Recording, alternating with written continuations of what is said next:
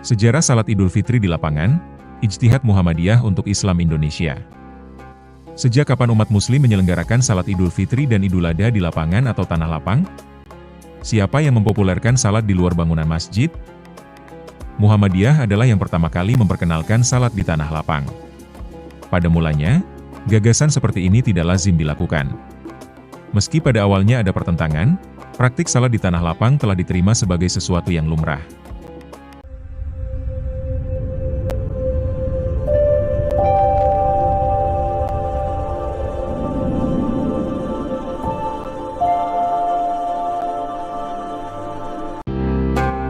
Tidak lama lagi umat Islam akan merayakan Hari Raya Idul Adha 1446 Hijriah, tepatnya pada awal bulan Juni 2025 yang akan datang. Pada hari itu umat Islam akan berbondong-bondong menuju masjid atau tanah lapang untuk melaksanakan sholat Id. Dalam video ini akan dijelaskan secara singkat, kapan umat Islam di Indonesia melaksanakan sholat Id baik itu Idul Fitri ataupun Idul Adha di tanah lapang. Muhammadiyah adalah yang pertama kali memperkenalkan salat di tanah lapang. Pada mulanya, gagasan seperti ini tidak lazim dilakukan. Meski pada awalnya ada pertentangan, praktik salat di tanah lapang telah diterima sebagai sesuatu yang lumrah. Haidar Nasir dalam Muhammadiyah Gerakan Pembaruan tahun 2010 mencatat, pelaksanaan salat Id di lapangan untuk pertama kali dilakukan Muhammadiyah pada 1926 dengan berlokasi di alun-alun utara Keraton Yogyakarta. Haidar menulis Kiai Ahmad Dahlan yang wafat pada 1923 itu telah berusaha memahamkan umat Islam agar mengikuti sunnah Nabi Shallallahu Alaihi Wasallam dengan salat Id di lapangan terbuka.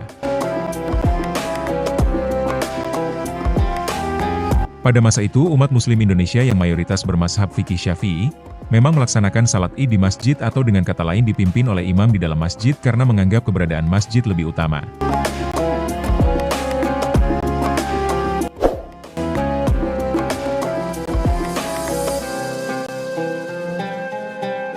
Salat Id di lapangan pertama kali dilaksanakan tahun 1926, Almanak Muhammadiyah tahun 1394 Hijriah atau 1974, mencatat bahwa salat Id di tanah lapang memang dimulai Muhammadiyah pada tahun 1926.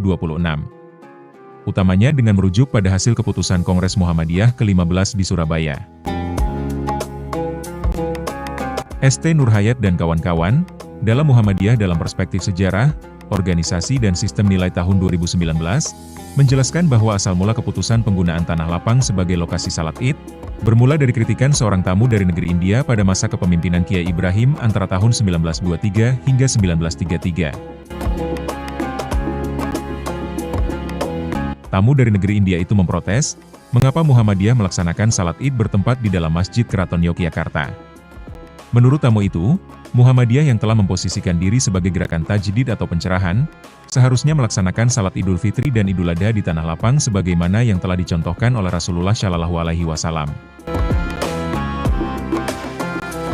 Penggunaan Masjid Keraton sebagai tempat salat Id Muhammadiyah memang tidak terlepas dari bentuk penghormatan Muhammadiyah kepada Sultan Hamengkubuwono VII yang telah mengamini izin dari Kiai Ahmad Dahlan agar Muhammadiyah diperbolehkan berbeda tanggal perayaan Hari Besar Islam dengan keraton. Pasalnya Muhammadiyah memakai sistem hisab dan kalender Hijriah, berbeda dengan keraton yang memakai penanggalan tradisional Jawa atau Aboge, sehingga terdapat perbedaan tanggal Hari Besar Islam. Keputusan mempopulerkan salat Id di lapangan melalui keputusan Muktamar, juga disebutkan oleh ST Nurhayat karena pada masa Kiai Ibrahim itu, fokus Muhammadiyah mulai bergeser pada persoalan tahrij hadis dan persoalan ubudiyah, terutama pada tahun 1927.